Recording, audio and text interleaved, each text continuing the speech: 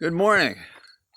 Well, it's kind of an overcast day today, and I'm going to be changing my venue from here to Maine over the next couple of days. So I'll be doing the walk and talk, but I don't know if I'll be able to do it tomorrow and Saturday, but I'm going to try. And I think I'm going to try to focus on what's going on in Maine, and hopefully we'll walk near some some shores while I'm there. So I'm just trading my hermitage from Virginia to Maine for a week. In terms of what's going on in America, I suppose there's nothing more important on our minds than the fact that the president lied to us about the pandemic. Now, we knew it, but what we didn't know is that he precisely knew that he was misleading us, telling us that it was a hoax and there was nothing to worry about and don't wear masks and everything. And he knew all along, given his own words taped by Bob Woodward in an interview on, I believe it was February the 7th, that he knew how dangerous this was and how dangerous it was when it was airborne.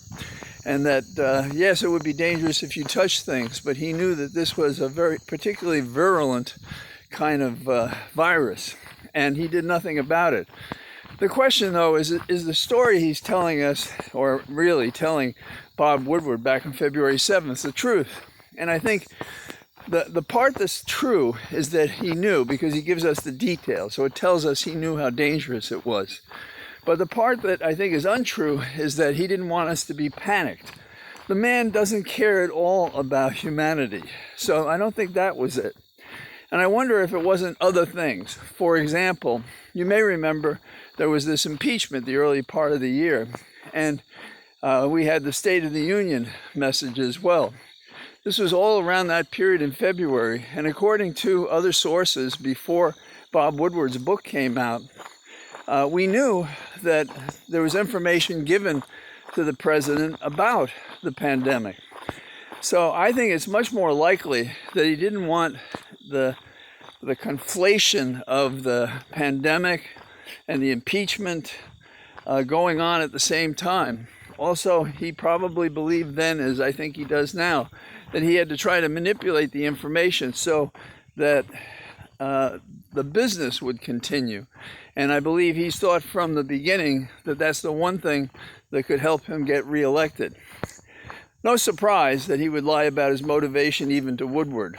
The significance of that interview is that he confessed that he knew all the time exactly what the danger was to us, and he did nothing about it. The second thing that's interesting is that we have a whistleblower coming forward telling us that back in July there was intelligence about the Russians interfering, and that's been withheld from the public.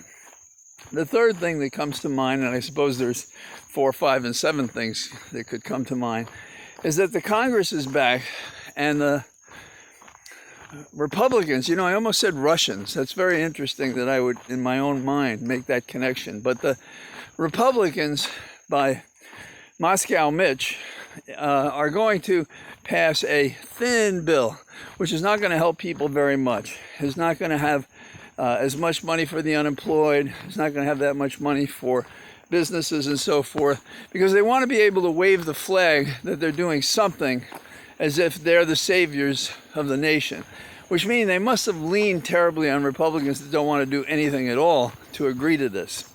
Hopefully the Democrats will hold their ground and insist on something real that matters to the economy. What does this mean for the election?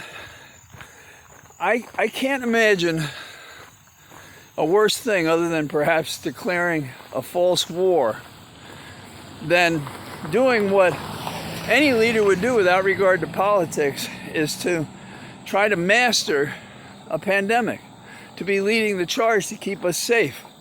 And he did exactly the opposite. I think in the next few days we'll see what the reaction is in the polls. My experience on the Hill was that sometimes it takes a couple of days to see the reaction. This goes back to the impeachment when I was working on the Hill in connection with the Clinton impeachment. So my guess is the president will rightly be hurt by this. I can't believe he's in office. And I shudder at the thought of what more damaging things he can do in the interim between now and January, even after Biden wins the election in November. So be good. Next up, I may do a walk and talk from here, or I may be in Maine or on the road. So all the best. Be well. Bye-bye.